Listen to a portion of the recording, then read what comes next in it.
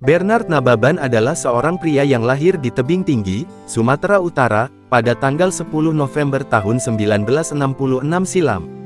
Ayahnya merupakan seorang pendeta gereja HKBP, Huria Kristen Batak Protestan, di Sumatera Utara. Sedangkan ibunya adalah seorang pemandu lagu-lagu rohani di gereja.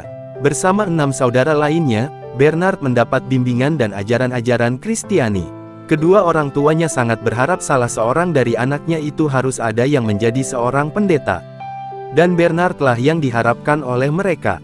Untuk itulah, saya disekolahkan di lingkungan yang khusus mendidik para calon pendeta, seperti Sekolah Pendidikan Guru Agama PGA Kristen. Lalu melanjutkan di Sekolah Tinggi Teologi STT Nomensen, yaitu sekolah untuk calon pendeta di Medan. Di kampus STT itu, Bernard mendapatkan pendidikan penuh dan dia diharuskan untuk mengikuti kegiatan seminari. Kemudian dirinya diangkat menjadi evangelis atau penginjil selama 3 tahun 6 bulan di gereja HKBP. Dan sebagai calon pendeta dan penginjil di Sekolah Tinggi Teologi, Bernard bersama beberapa kawannya wajib untuk mengadakan kegiatan di luar sekolah yaitu KKN Kuliah Kerja Nyata. Selanjutnya pada tahun 1989, Bernard bersama kawan-kawan diutus untuk melakukan kunjungan ke suatu wilayah. Tujuannya selain untuk memberikan bantuan sosial kepada masyarakat, khususnya masyarakat Muslim, juga untuk menyebarkan ajaran Injil. Dua prioritas inilah yang menjadi tujuan kami melakukan kunjungan ke perkampungan Muslim. Sebagai penginjil, kami memang diharuskan untuk itu. Karena ajaran Kristen sangat menaruh perhatian dan mengajarkan rasa kasih sayang kepada sesamanya. Di dalam kegiatan tersebut, Bernard dan kawan-kawannya diwajibkan untuk menghadap dulu dengan para pemuka kampung. Mereka kemudian diajak ke rumah tokoh masyarakat setempat. Tokoh masyarakat itu mengakui bahwa tujuan kegiatan mereka itu sangatlah baik. Tetapi tokoh tersebut mengingatkan supaya jangan dimanfaatkan untuk sekalian menyebarkan agama. Pada prinsipnya warga masyarakat siap dibantu, tetapi tidak untuk berpindah agama. Tokoh itu mengatakan kalau agama Kristen itu hanya diutus untuk Bani Israel, orang Israel, bukan untuk warga di kampungnya. Kami hanya bisa terdiam mendengarnya. Kemudian tokoh masyarakat itu mulai membuka beberapa kitab Injil dari berbagai versi. Satu persatu kelemahan Alkitab beliau jabarkan. Beliau pun membahas buku Dialog Islam Kristen antara Kiai Haji Baharudin Mudari di Madura dengan seorang pendeta. Dialog mereka terhenti saat terdengar azan maghrib. Kemudian mereka kembali ke asrama sebelum misi itu berlangsung sukses. Dialog yang dibahas itu terus membekas di dalam pikiran Bernard. Kemudian dirinya membaca buku Dialog Islam Kristen tersebut sampai berulang 12 kali. Lama-kelamaan buku tersebut jadi memahamkan pikirannya. Lalu dirinya jarang berlatih mengajar selama 3 hari berturut-turut. Akhirnya saya ditegur oleh pendeta. Dia tahu kalau saya berdialog dengan seseorang yang memahami Alkitab. Dengan nada menantang dan sinis, dia mengatakan, "Masa kamu kalah dengan orang yang hanya tahu kelemahan Alkitab? Padahal kan kamu sudah belajar selama 3,5 tahun. Dan kamu pun pernah mengikuti kuliah seminari." Setelah peristiwa itu, Bernard jadi lebih banyak memikirkan tentang kelemahan-kelemahan Alkitab. Akhirnya dia memutuskan untuk berhenti menjadi calon pendeta dan harus meninggalkan asrama. Di keheningan malam dengan tekad yang bulat, diam-diam dia pergi meninggalkan asrama. Dia tidak pulang ke rumah karena sudah tahu apa resikonya.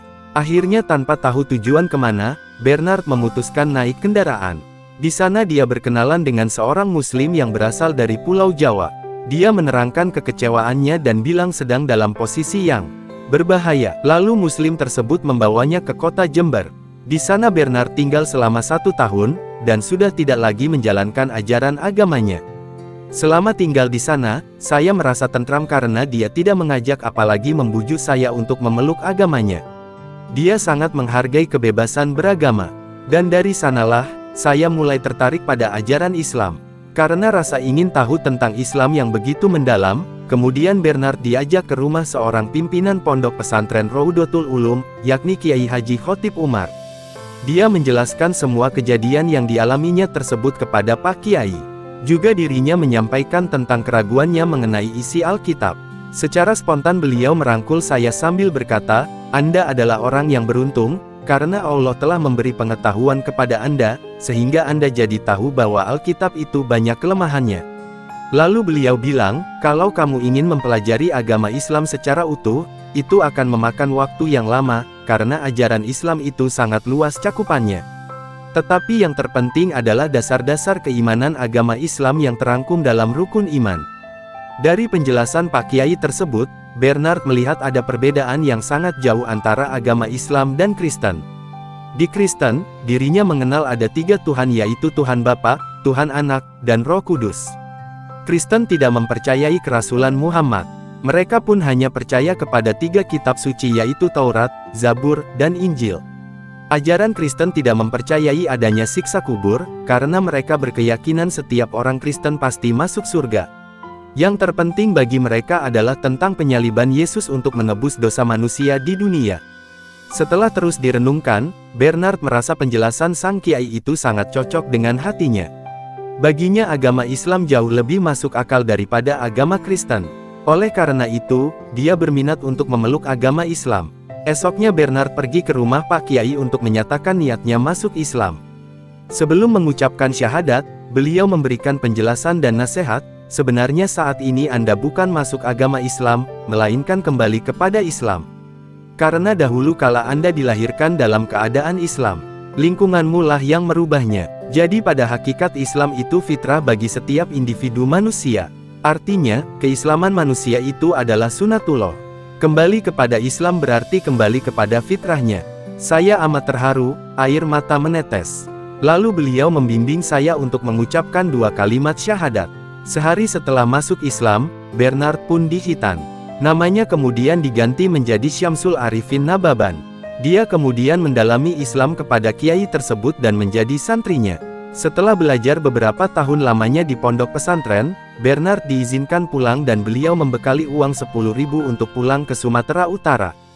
Saat sampai di rumah, keluarga tidak lagi mengenali saya, karena saya mengenakan baju gamis dan bersorban. Lalu saya terangkan bahwa saya adalah Bernard Nababan yang dulu kabur dari rumah.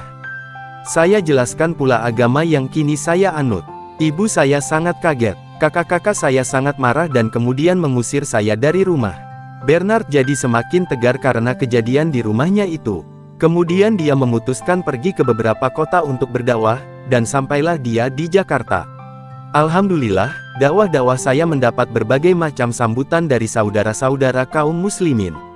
Untuk mendalami ajaran-ajaran agama, saya pun aktif belajar di Mahat Al-Ulum Al-Islamiyah Wal Abiyah atau UPIA Jakarta.